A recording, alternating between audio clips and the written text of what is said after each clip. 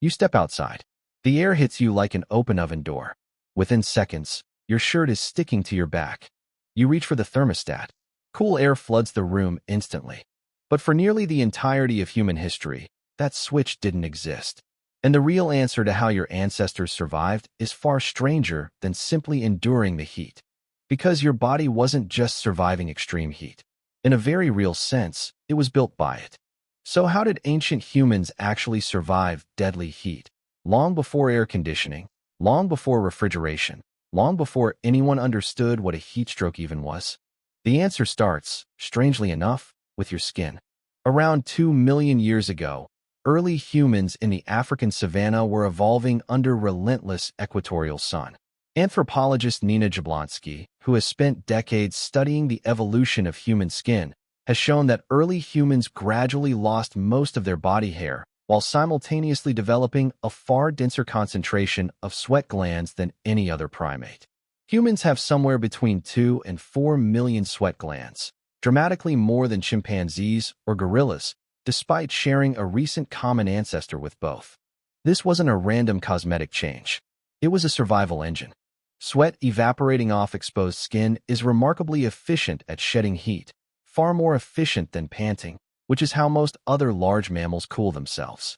Losing body hair let that sweat evaporate directly against skin instead of getting trapped in fur, turning early humans into one of the best long-distance heat-dissipating runners on the planet. Researchers studying human evolutionary biology, including work by Daniel Lieberman at Harvard, have argued this cooling advantage may have been central to a hunting strategy called persistence hunting, where early humans could chase prey animals for hours in blistering heat until the animal, unable to cool itself as efficiently, simply collapsed from heat exhaustion. Losing your fur wasn't a weakness. It may have been one of the sharpest weapons your ancestors ever had. Picture the mechanics of this hunt. A pursued animal like an antelope can sprint far faster than any human over short distances, but it must periodically stop to pant and cool down, since panting is a far less efficient cooling method than human sweating. A persistence hunter simply never lets the animal fully recover, tracking it relentlessly through open, sun-blasted terrain for hours at a time, hour after hour, until the animal's own body temperature climbs to dangerous, disabling levels. The hunter's advantage was never raw speed. It was thermal endurance, an ability to keep functioning in heat that would eventually break almost any four-legged competitor. But biology alone couldn't handle everything. Sweating that effectively comes with a brutal cost, water. And water, in a hot environment, was often the single scarcest resource available. This is where behavior had to fill in what biology couldn't solve alone. Anthropological research on hunter-gatherer groups still living in extremely hot environments today, including extensive studies of the sand people of the Kalahari Desert, reveals patterns that likely echo deep into human history. Daily activity was carefully structured around the sun itself. The most physically demanding work, hunting, long-distance travel, tool-making, was concentrated in the cooler hours around dawn and dusk. The hottest hours of the day, when direct sun exposure became genuinely dangerous, were spent resting in whatever shade was available, conserving both water and energy. This wasn't laziness. It was precise thermal engineering, built entirely out of behavior rather than technology.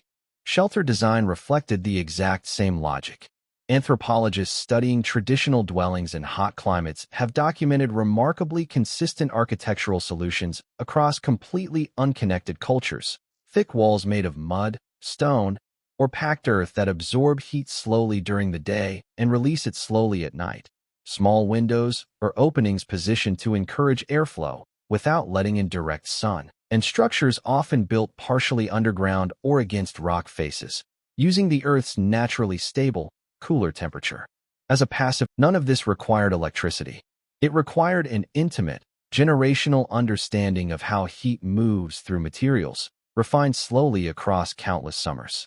This principle, thermal mass absorbing and releasing heat slowly, appears independently in traditional architecture, from the adobe structures of the American Southwest to the thick stone dwellings of the Mediterranean to underground dugout homes used across parts of North Africa and the Middle East. None of these cultures were in direct contact with one another when these techniques developed.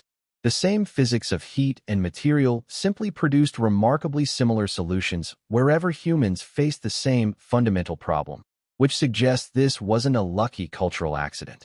It was the predictable result of careful, repeated observation converging on the same physical truth again and again.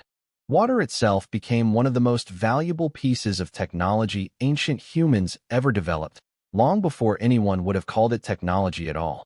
Archaeological evidence shows early humans developing increasingly sophisticated methods for storing and transporting water, ostrich eggshells hollowed out and sealed as portable water containers, some dating back tens of thousands of years, alongside deep knowledge of hidden water sources, underground seeps, plant roots that stored moisture, and the specific locations where water pooled after rare rains. Researchers studying the Sand People have documented their extraordinary knowledge of which desert plants stored drinkable water inside their roots or stems, a body of botanical knowledge that would take modern researchers years to independently rediscover, yet was simply common knowledge passed from parent to child for countless generations. Some of this knowledge required remarkable patience and precision.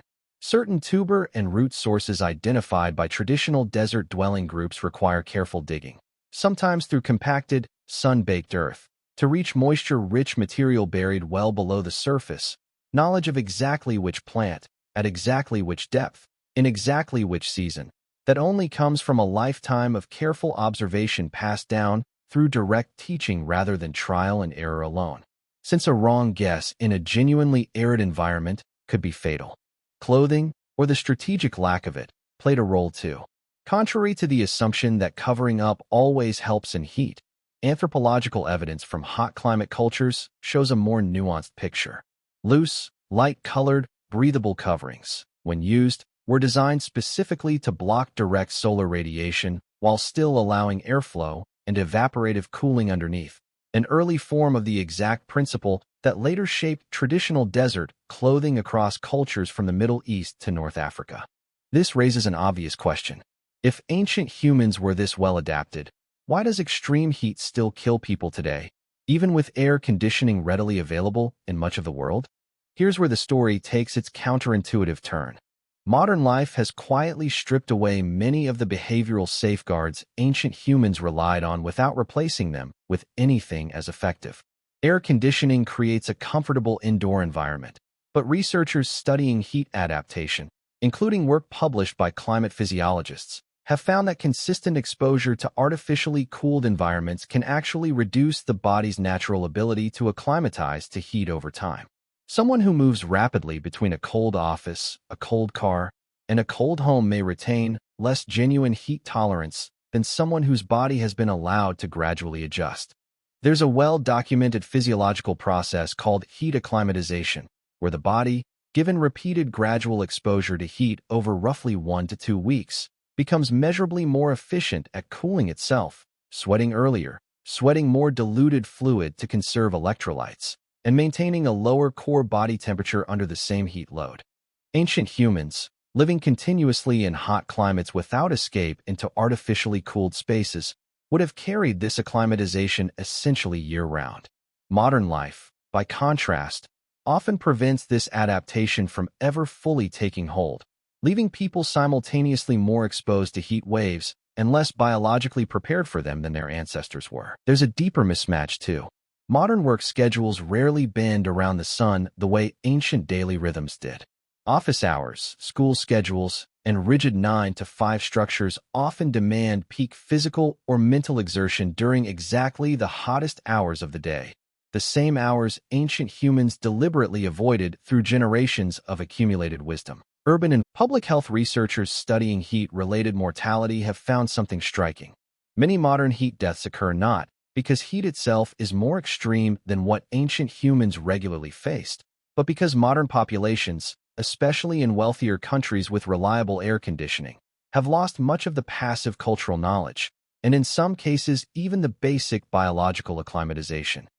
Elderly individuals, who naturally sweat less efficiently as part of normal aging, and people without reliable access to cooling, face genuinely elevated risk during heat waves, a risk that ancient communal living structures, where extended family and neighbors checked on each other constantly, may have helped buffer in ways modern isolated living often does not.